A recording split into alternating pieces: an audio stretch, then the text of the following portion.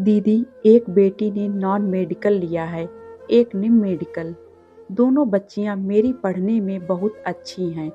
खुद कोचिंग वाले सर ने आकर बोला, फीस में जो रियायत हो सकेगी कर दूंगा, पर भेजना बंद मत करना। कहीं अच्छी जगह निकाल लेगी तो तुम भी खुश, मैं भी खुश। देखो ना दीदी, बेटा तो भगवान ने उतना सही दिया नहीं, बस स्वस्थ रहें, यही बहुत अच्छी बात है। तो उससे क्या उम्मीद, ये बच्चियां ही मेरे जीने का सहारा हैं। और लोग मुझे इतना कहकर सविता सिसक पड़ी। रो मत सविता, और भला कौन क्या बोलता है। सोसाइटी में तो सभी तुम्हारी तारीफ ही करते हैं। इतना कम आमदनी होते हुए भी तुम जितने अच्छे ढंग से घर भी चला रही हो और बच्चियों को पढ़ा रही है, ये हर कोई नहीं कर सकता। आखिर बोलने वाला है कौन? और कोई नहीं दीदी, मेरे ही परिवार वाले, और कौन। मेरा पति माली का काम करता है, मैं चौका बर्तन तो बस उसी घर में करती हूँ जिनके घर सर्वेंट क्वार्टर में रहती हूँ। तो परिवार वालों को बताने की क्या ज़रूरत, वो तो सारे यूपी में है ना। मैंने कहाँ बताया दीदी, मेरी सास ने ही हल्ला मचाया सब जगह।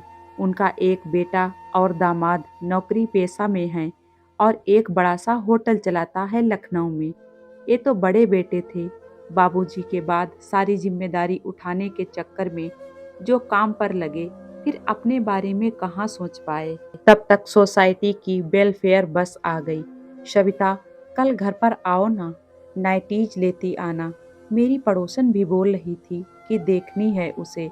उतरते समय शिखा ने सविता से कहा, जी दीदी, कल 3 बजे आती हूँ। अच्छी अच्छी नाइटी आई हुई हैं। सविता ने खुशी खुशी कहा। सविता पहले शिखा के ही बंगले के सर्वेंट क्वार्टर में रहती थी, पर वो ज़्यादा काम नहीं कर पाती थी क्योंकि उसका बिजनेस था कपड़ों का। साथ ही मेले ठेले में छोटी मोटी चीज़ों की दुकान भी लगाती थी। शिखा के घर शिखा के घर आदमी और बच्चे ज़्यादा थे, तो दिन भर काम ही लगा रहता था और सविता कर नहीं पाती थी। तो अंत में शिखा ने प्यार से उसे विनीत के ही डिपार्टमेंट के एक बैचलर दोस्त के घर शिफ्ट कर दिया, जिनका काम बहुत कम देर का होता था। पर एक मेड होकर भी सोसाइटी का हर व्यक्ति उसे पहचानता था। कारण था उसकी अपनी बेटियों को बनाने का जुनून। दोनों बेटियां जहां बहुत अच्छी थी पढ़ने में, बेटा स्पेशल चाइल्ड था। उसकी भी थेरेपी दवाई वगैरह करवाती थी, और परिस्थितियां जैसी भी हों, वो हमेशा खुश रहती थी। ये उसकी सबसे बड़ी खासियत थी। तुम उस दिन क्या कह रही थी सविता? परिवार वाले अच्छा नहीं कहते? वो नाइटी दिखाकर चाय के लिए बैठी थी तो शिखा ने पूछ ही लिया। क्या बताऊं दीदी, माली नहीं, ये नर्सरी चलाते हैं। ससुराल में सब यही जानते थे। फिर जब बच्चों की पढ़ाई शुरू हुई, खर्चे बढ़े, तो मैंने देवरों और नंदोई से थोड़ी मदद मांगी कि मैं घर पर कपड़ों का बिजनेस रखना चाहती हूँ ताकि 2 पैसे और जोड़ पाऊँ। आप जानती हो, किसी ने कौड़ी से भी मदद नहीं की और उल्टे हर जगह मेरी इज्जत उछाली सो अलग। पति की कमाई में पूरा नहीं पड़ता, बड़े बड़े शौक हैं, पढ़ी लिखी है, बड़ी चली बिजनेस करने। ऐसा पैसा कमाकर क्या करना? बेटियों को पढ़ाएगी और शादी के पैसे कहाँ से जोड़ेगी जब बेटियां बड़ी हो जाएंगी? मतलब जितने मुंह उतनी बातें। फिर आन में ही जहां तहां से जुटाकर मैंने बिजनेस तो शुरू ही कर लिया। और झूठ क्या कहूँ दीदी, अब तो अच्छी आमदनी भी होती है।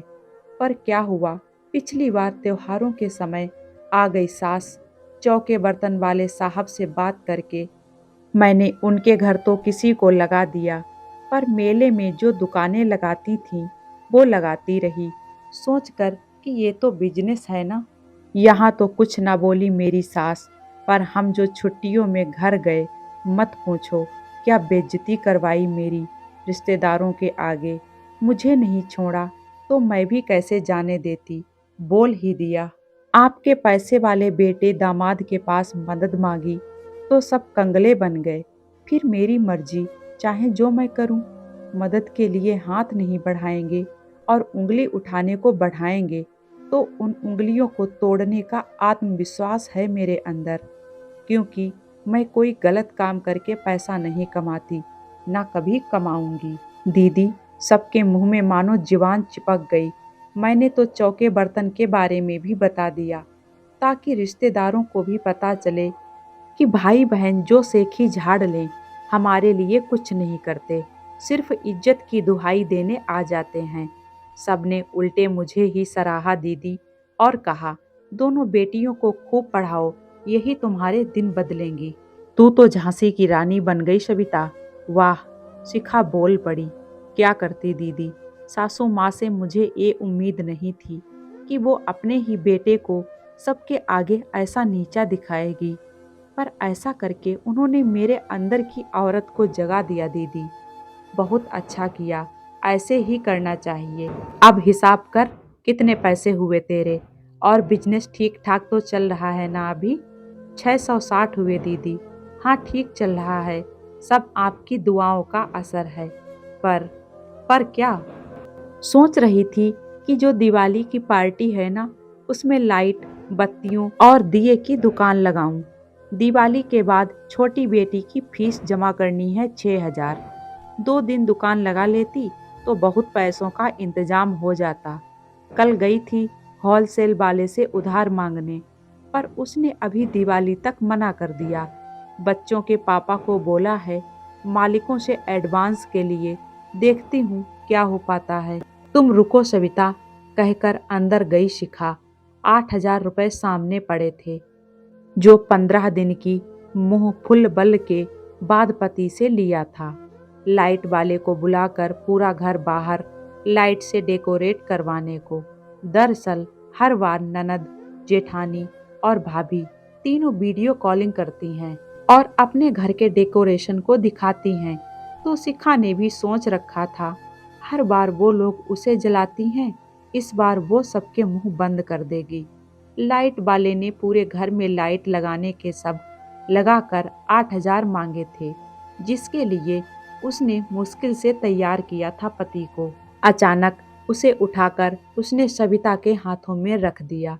दीदी, ये कर्ज दे रही हूँ, इसमें 1,000 की लाइट, दिए और कैंडल सुंदर सुंदर वाले मुझे भी पहुँचा जाना। यह सुनकर रियायत में लगाना ठीक है, और बाकी जो बचेंगे उसके धीरे धीरे तुमसे कपड़े लेती रहूंगी, उसमें माइनस करती जाना, और क्या। सविता के चेहरे पर हजारों दीपक एक साथ जल उठे। जलाने के भाव के लिए ही तो उसने लाइट लगाने की सोची थी। रिश्तेदारों के चेहरे पर जलन देखकर पल भर को अपनी नकारात्मकता की तुष्टि से कहीं लाख गुना पवित्र, खूबसूरत और पॉजिटिव सोच से भरी हुई थी सविता के चेहरे की जगमगाहट, और शायद और भी ज्यादा जगमगा देगी उसकी ये दिवाली। दोस्तों, मैं उम्मीद करूंगी कि ये कहानी आप लोगों को पसंद आएगी। पसंद आए तो प्लीज़ वीडियो को लाइक कर दें, और जो लोग मेरे चैनल पे नए हैं सब्सक्राइब करना बिल्कुल ना भूलें। मिलते हैं एक और प्यारी सी कहानी के साथ में। Thank you.